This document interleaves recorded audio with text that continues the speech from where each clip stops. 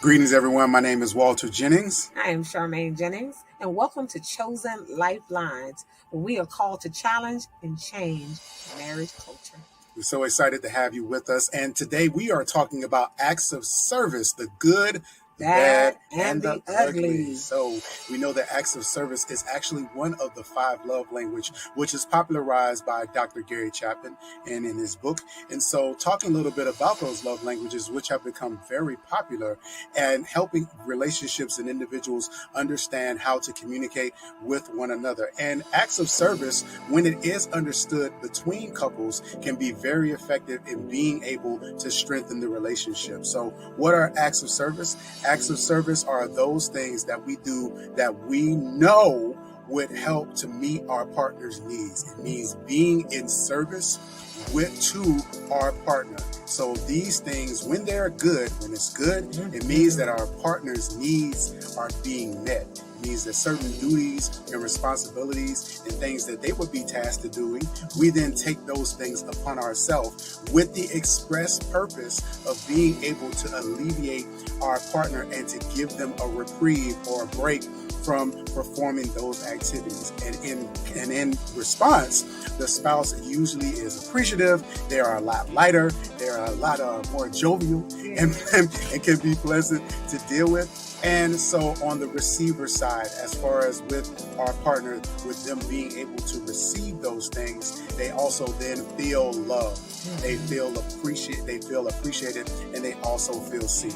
Yes, and then when it goes from good, and when it's good, it's good. Yes, let's say that again. When it's good, it's good.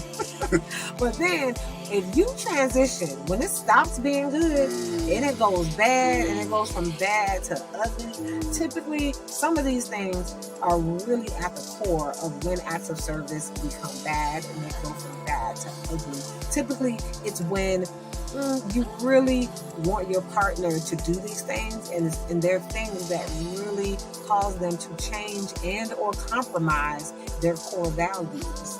And we have to be very mindful of that, because who our partner is at their core, their nature, you want to make sure you have respect for that, and that you're able to really take a pause if they say, you know what, I really appreciate this, and I really love you, but this is really outside of my nature. And I'm talking about things that, don't serve them well. So for example, if your partner doesn't drink, and you're like, well, but if you love me, just have a drink with me. And so this is something that, no, a part of their value system will tell them that, no, that's not something that I do and or that is beneficial to me. So asking them to do anything that will compromise their core values. Also making sure that, in doing that, you're not making that thing the source of your happiness. So if they don't do it, then I'm not happy. And wow, really, you are responsible for your happiness. Your partner is just literally a support. They support you in your happiness. So not making that thing, that act, the source of your happiness. Also, not really having a predicted set outcome that you want. When you already have an outcome and this is how you expect it to go, you have to be careful, because what if it doesn't go that way, right? Are you completely just discouraged now? Are you going to go into criticizing them for their reaction or their response? So we have to be careful of that and make sure that we're open to the possibility of how they're going to respond to your act of service, and also making sure that you don't have a standard of perfection for yourself. Whoa. Because this is going to be the perfect act of service and they're going to love it. It's going to be great.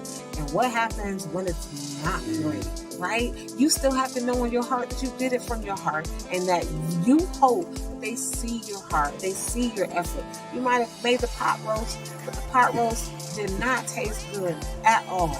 But you know what? That's not the cute or most sexy thing about it. It's the fact that you were in that kitchen, you made this, you took the time, you planned, you prepared it, and that is the gift of acts of service. Be sure to check us out at chosenlifespecialist.com.